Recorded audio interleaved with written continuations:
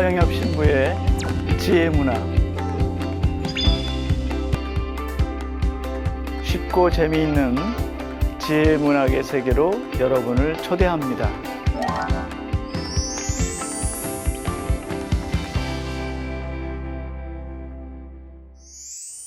안녕하세요. 허영엽 마티아 신부입니다. 오늘은 저의 집 이야기를 한번 해보면 어린 시절 저희 아버지는 아주 다정다감하시고 따뜻한 분이셨습니다.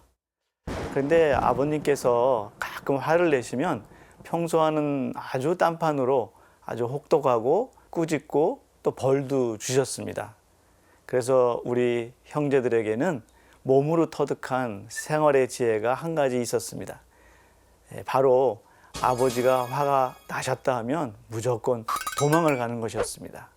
그래서 저는 맨발로 높이뛰기 선수처럼 담을 넘어서 주랭랑을 쳤던 기억이 여러 번 있습니다.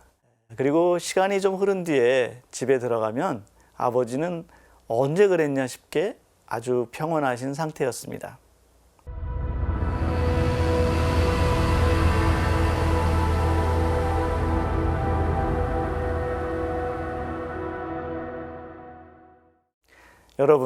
여러분도 화를 잘 내시는 편인가요? 요즘 우리 사회에서는 우발적인 폭력이나 살인도 점점 늘어가고 있다고 합니다.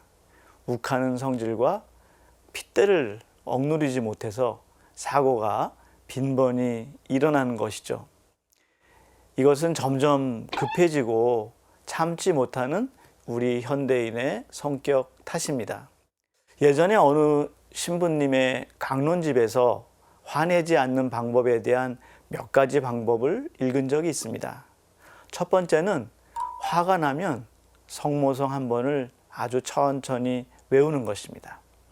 그래도 안 되면 두 번째는 이야기나 행동을 그치고 가만히 그 자리에 앉아 있으라는 것입니다.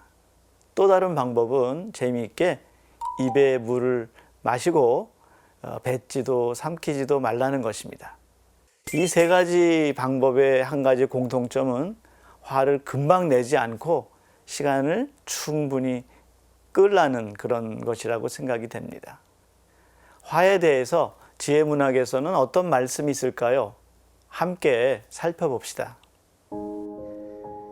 화를 잘 내는 사람은 싸움을 일으키고 성을 잘 내는 자는 죄를 많이 짓는다. 화, 즉 분노는 사람들을 서로 노여워하게 만듭니다.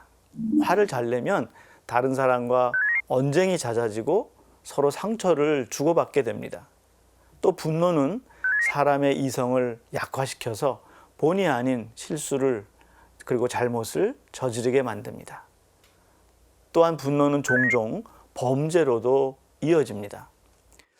그럼 우리는 어떻게 해야 할까요? 또 지혜문학의 말씀을 한번 살펴보겠습니다. 분노에 더딘 이는 용사보다 낫고 자신을 다스리는 이는 성을 정복한 자보다 낫다. 우리는 자신의 분노를 잘 다스릴 줄 알아야 합니다. 화를 쉽게 내지 않는 것, 기분이 나빠도 즉시 발끈하지 않는 것이 필요합니다. 우리는 격정을 폭발시키기 전에 냉정해져야 합니다. 그리고 철저하게 생각하는 습관을 지니도록 해야 합니다. 왜냐하면 대개 화를 내고는 후회하기 때문입니다. 급하고 격정적인 마음, 화가 나는 마음을 잘 다스리는 것은 자기 자신을 다스리는 첫 번째 과제입니다. 또 다른 말씀을 한번 들어볼까요? 사람을 관대하게 만드는 것은 사람의 식견이고 남의 허물을 너그럽게 보아주는 것은 그의 영광이다. 사람은 그의 식견, 즉 상황을 분별하는 능력에 따라서 쉽게 화를 내지 않고 관대해질 수 있다고 합니다. 지혜로운 사람은 화를 급하게 내지 않습니다.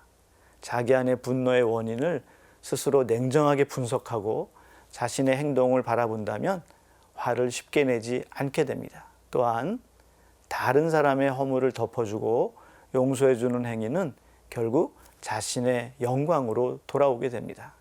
여러분, 오늘은 지혜문학에서 화내지 않는 지혜에 대해서 알아보았습니다. 나는 평소에 화를 얼마나 쉽게 내었나, 화가 나는 상황에서 나는 어떻게 행동했나 하는 것을 한번 돌아보면서 묵상해 보시기 바랍니다. 감사합니다.